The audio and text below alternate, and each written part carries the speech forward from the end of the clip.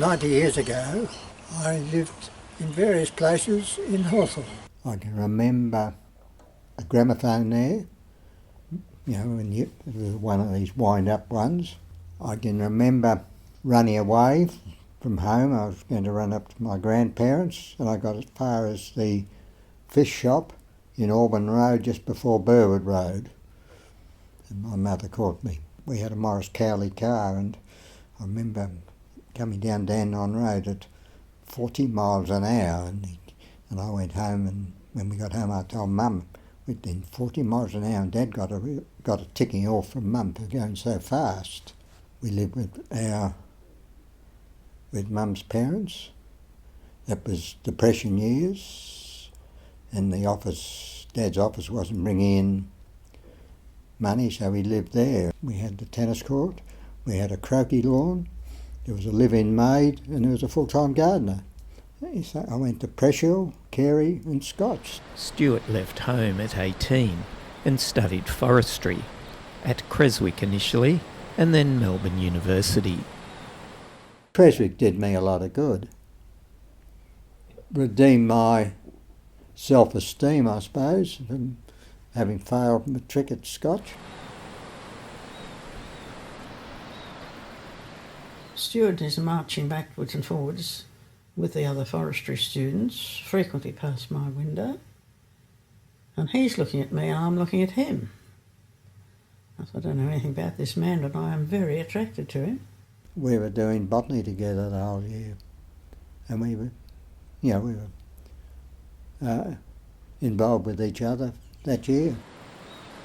The newlyweds headed to country Victoria, where Stuart worked in the forest, and the family frequently moved from town to town. Challenge having the first district, I suppose. I had 1 million acres and a couple of bulldozers and a few small sawmillers and a handful of men. That's about what it was. I learned how to fight for bushfires. In 1964, Stuart and his family moved to the city. Forest Commission was setting up then the Forest Environment and Recreation branch, and I was fortunate enough to get a job there, and that's where I stayed for the rest of my career.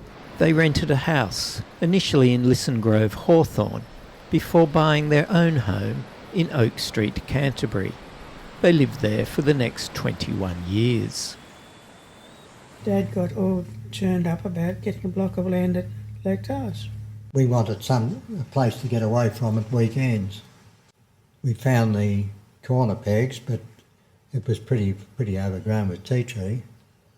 Must have spent a lot of weekends down there because it was all hand clearing, it was all axe. There's no chainsaws. We built the hut. Our base had a bench out the front, and that used to be our base store, and we'd use a tent, a 12x12 tent, just opposite the hut. The house we didn't build till 1977. In retirement, Stuart actively engaged with the Mount Martha community, the Uniting Church, Probus, the Bowls and Bridge Clubs, and the National Trust. We've lived here for 30 years, retiring in 1987. I have a workshop which I have made a lot of use of over the years. He would frequently travel with Winty to the Lake Tyers beach block, as well as travels further afield. Family was always important for Stuart. We're all able to come together and enjoy each other's company, and there's no family stresses.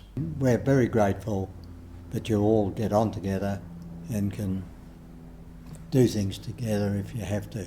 The most important person in his life was Winty, his beloved wife for 66 years. A reasonably good marriage, and we do.